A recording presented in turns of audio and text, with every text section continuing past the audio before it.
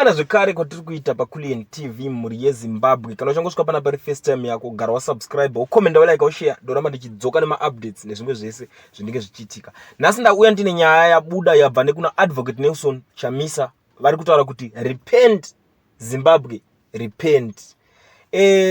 Izuva nhasi musi wemugovera, Sabbath day, musi wavanobuda vachitaura message dzakasiyana siyana. Uri musi weSabbath day kudaro. Asi nhasi panapa vangobudikira vachiona kuti our God repeatedly calls us to repent. I am he who blots out of your transgression for my own sake, and I will not remember your sins. Put me in remembrance. Let us contend together. State your case that you may be acquitted.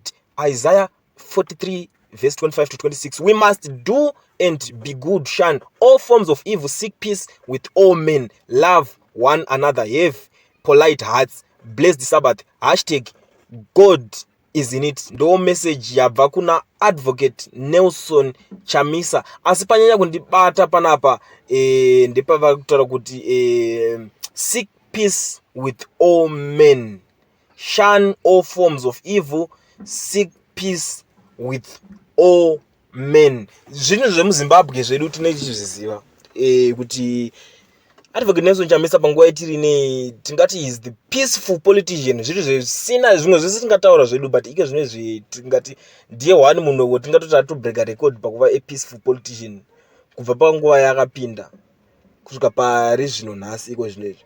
Cause ukada kutarisa politics dzemuZimbabwe kubva kumashure kwapanga pasina peace, kwanga kuti ungori kushaudhana after kushaudhana, hondo after hondo, kumhanyisana after kumhanyisana, zvakawanda zvaingoitika zvipere.